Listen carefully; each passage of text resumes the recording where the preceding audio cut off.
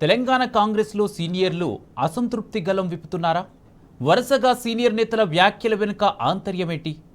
CM Revanth Reddy Warangal పర్యటనకు మంత్రి కొండా సురేఖ దూరంగా ఉండటం వెనుక అసలు వ్యూహమేంటి?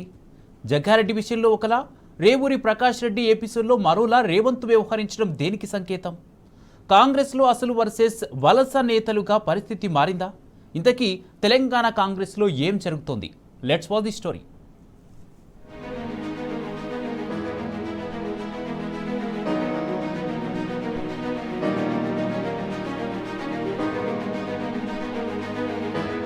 తెలంగాణ కాంగ్రెస్ లో సీనియర్ల అసంతృప్తి ఒక్కొక్కటిగా బయటపడుతోంది. నిన్న కోమటిరెడ్డి రాజగోపాల్ రెడ్డి, నేడు చిన్నారెడ్డి వరుసగా సీనియర్ నేతలు పార్టీ వ్యవహారాలపై బహిరంగంగానే గళం విప్పడం చర్చనీయాంశంగా మారింది.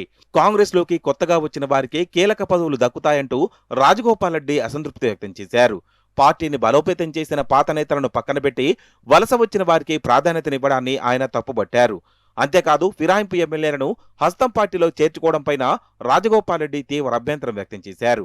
కాంగ్రెస్ లో చేరిన వారికి, చేర్చుకున్న వారికి కూడా బుద్ధి లేదంటూ ఆయన చేసిన ఘాటు వ్యాఖ్యలు పార్టీలో ప్రకంపనలు రేపాయి.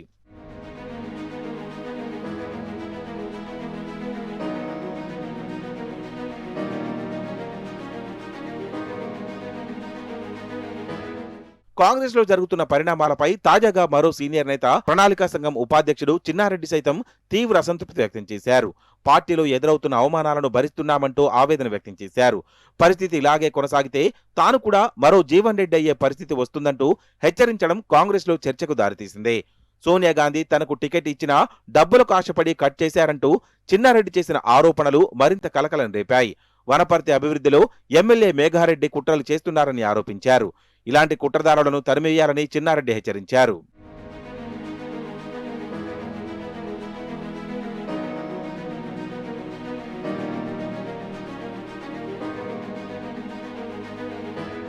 అసలైన కాంగ్రెస్ నేతలే కాదు, ఫిరాయింపు ఎమ్మెల్యేలు సైతం రేవంత్ సర్కార్పై విమర్శలు గుప్పిస్తున్నారు. బీఆర్ఎస్ నుంచి గెలిచిన 10 మంది ఎమ్మెల్యేలు కాంగ్రెస్ పార్టీలో చేరారు. తర్వాత పటాన్ చెరువు ఎమ్మెల్యే గుడెం మహిపాల్ రెడ్డి తిరిగి సొంత గూటికి చేరారు. తాజాగా దానం నాగేందర్, పోచారం శ్రీనివాసరెడ్డి కూడా కాంగ్రెస్ లో చోటు చేసుకుంటున్న పరిణామాలపై అసంతృప్తి వ్యక్తం చేశారు. కాంగ్రెస్ పార్టీలో చేరి తప్పు చేశామని వలస ఎమ్మెల్యేలు బాహాటంగానే అసంతృప్తిని వెలగక్కుతున్నారు.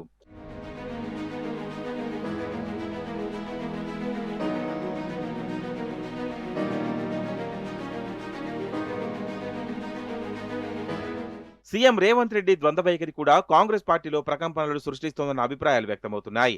అందుకు ప్రధాన కారణం అభ్యర్థుల టికెట్ల ప్రకటన అన్న చర్చ జరుగుతోంది. తాజాగా రేవంత్ రెడ్డి వరంగల్ పర్యటనకు మంత్రి కొండా సురేఖ దూరంగా ఉండడం రాజకీయ వర్గాల్లో చర్చనీయాంశంగా మారింది. పరకాల అసెంబ్లీ సీటుపై కొండా సురేఖ కుమార్తె సుస్మిత ఆశలు పెట్టుకున్నారన్న ప్రచారం జరుగుతోంది.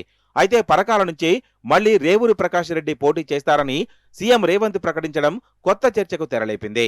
కానీ సంగారెడ్డి నుంచి జగ్గారెడ్డి పోటీ విషయంలో మాత్రం రాహుల్ గాంధీదే తుది నిర్ణయమని రేవంత్ చెప్పడం అందరినీ అయోమయానికి గురిచేసింది.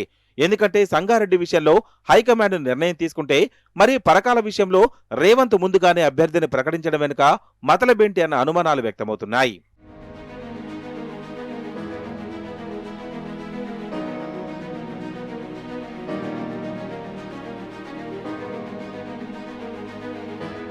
సీఎం రేవంత్ రెడ్డి వలస కాంగ్రెస్ నాయకుల విషయంలో ఒకలా, పాత కాంగ్రెస్ నాయకుల పట్ల మరొకలా వ్యవహరించడంపై విమర్శలు వస్తున్నాయి.